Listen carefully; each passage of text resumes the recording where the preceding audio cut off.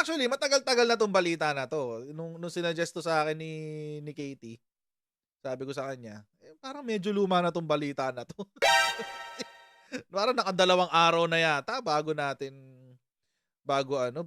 ita-topic. Kaso nung nakita ko sa mga bali-balita, ngayon lang din nila binalita. Ang weird 'no? Ngayon lang din nila binalita. Ang weird. Hapon pa nga, eh. Ngayon ang hapon binalita ng mainstream. Nakakatawa lang 'to. But anyway, papakita ko sa inyo. Ito yung sinasabi ko sa inyo. Ay, hindi pala 'yan. Ito pala dapat. 'Yan. Sabi kasi ni Vice, actually no Sunday pa 'to. Pero ngayon lang nila binalita. Ayan no, August 29. Ba't kaya? Nag-intay sila ng nag-intay sila ng panahon kung saan malapit na yung hearing ni Vice Ganda sa MTRCB. Siguro for publicity rin yan no? For publicity stunt na rin ni Vice Ganda yan. Kasi nung linggo, sinabi niya, nakapag-reinstall na ba lahat? Vice Ganda asks after replacing Tony Gonzaga as endorser. Okay. Ay, namatay isa kong ilaw. Bumigay. Sige, mamaya ka na lang. Sabi ni Katie, lagi ka lang pong nauuna. Oo nga. Napapansin ko yan. Actually, napapansin ko nga yan, minsan nauubusan na ako ng topic. Kasi yung tinapik ko, bawa, nag-upload ako today. Yung in-upload ko today, yun ang pag-uusapan maghapon. Tapos, wala na akong topic sa gabi kasi napag-usapan na sa maghapon. The struggle is real. Anyway. So, anyway, ayan na nga. So, nakapag-reinstall na ba lahat? Sabi ni Vice Ganda. Ayan. Basahin natin yung balita. Mas curious ako sa balita kaysa sa sinabi ni Vice Ganda. Sabi, it looks like Vice Ganda took a swipe at Tony Gonzaga after he was named. Oy, He yung sinabi dito. He ang sinabi, he. Oy, Vice, tinawag kang he. Oy, Vice, tinawag kang he, Mali ng pronouns.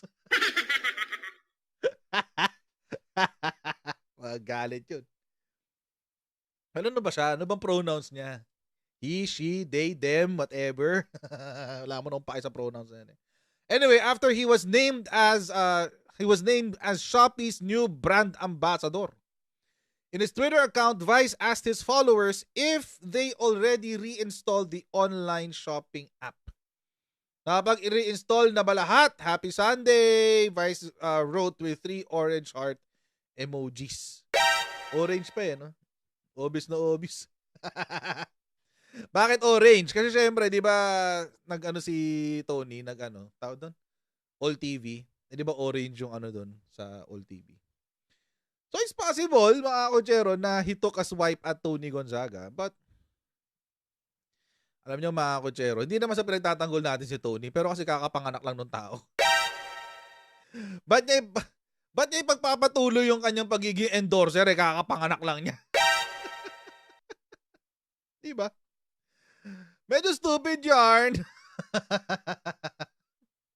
Medyo stupid yarn ng slight. Medyo.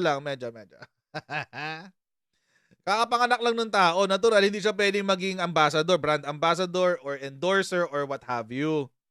Kasi nga, kakapanganak lang niya. Pwede rin, kulay ng Shopee, no? Tama. Kulay ng Shopee. Yan. Anyway.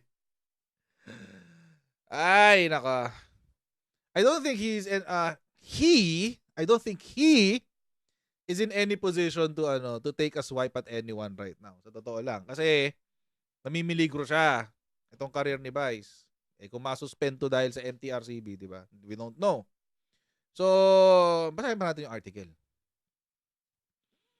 It can be recalled that the e-commerce site received backlash after tapping Tony Gonzaga as their endorser last year. Yun ang sinabi. Yun yung X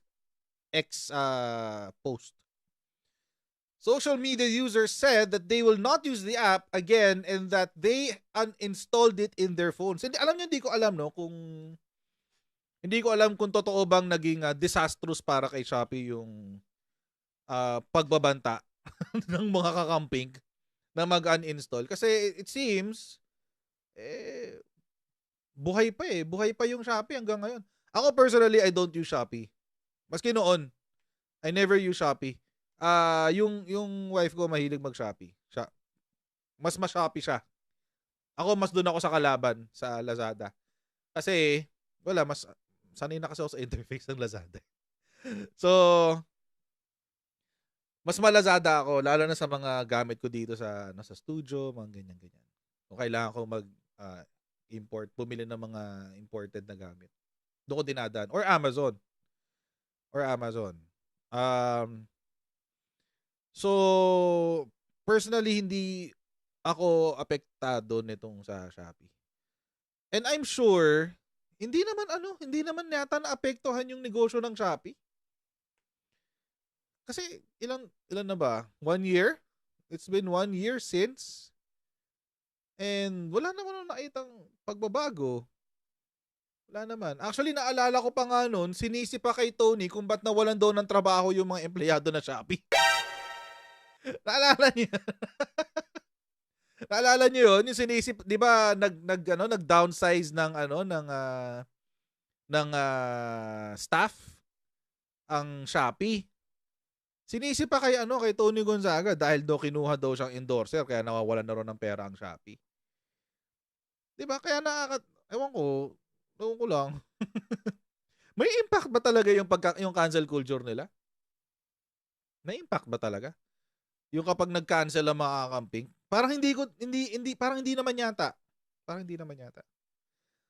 Yung cancel nila parang wala naman masyadong audience impact eh. Ay, naku. Grabe maka-build up si Philstar. Oh. The multi-talented comedy icon. Wow, grabe. Build up. Okay, sige. O tapos, siya daw yung siya na daw yung bagong ambassador. Tapos, okay. O, yun lang naman pala. Actually, yun nga. I don't think si Vice is in any position to throw shade at anyone. If anything, mga kotsero, si Vice, mas kailangan niya ngayon na makakampi kaysa makakaaway. Totoo lang. Totoo lang, mas kailangan niya ngayon na makakampi kaysa kaaway. Kasi, dami niyang palpak recently. 'Di ba? Yung alaga niya nagwala sa bar. Tapos, siya mismo, may mga kalokohang ginawa sa show niya.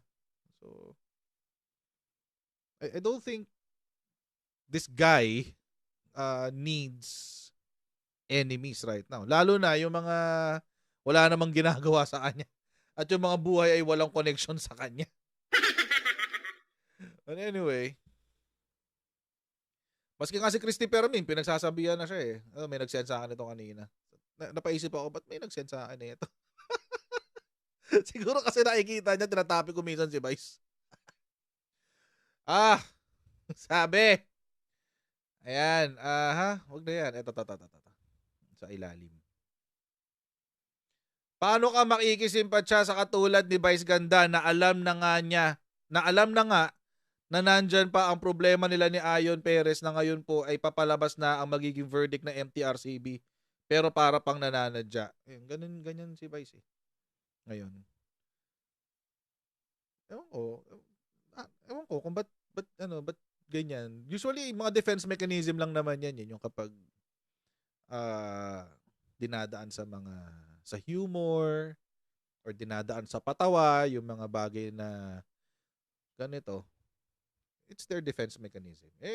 Bahala siya. Style niya yan eh. Kung ganyan siya makapag-move on. Pero, eto lang. Di ba? Di ka naman inaano ng tao eh. In fact, kakapanganak lang nga ng tao tapos bigla kang gaganyan. Di ba? Parang walang walang sense eh. So senseless. Parang nabubuhay ka lang talaga para gumawa ng issue. Ganun siya. But, at any rate, yung style niya, di, panindigan na lang niya yan. Panindigan na lang niya yan. Yan yung style niya eh. Pag nababati ko, sasabihin, biktima po kami ng ganito, binibiktima kami kasi LGBT kami, etc. etc. Diba? Wag ganun. Walang ganun. Hindi ka biktima. Biktima ka lang ng mga choices mo. Biktima ka ng choices mo. Yun ang katotohanan doon. At wag mo isisi sa iba. Ikaw lang yan. Walang nakikialam sa buhay mo. Ayan, so maraming po salamat sa inyong patuloy na pagsuporta po sa ating channel. Please don't forget to like, share, and subscribe. And I'll see all of you in our next Coach Jared Live. Okay, see you next time guys. Bye.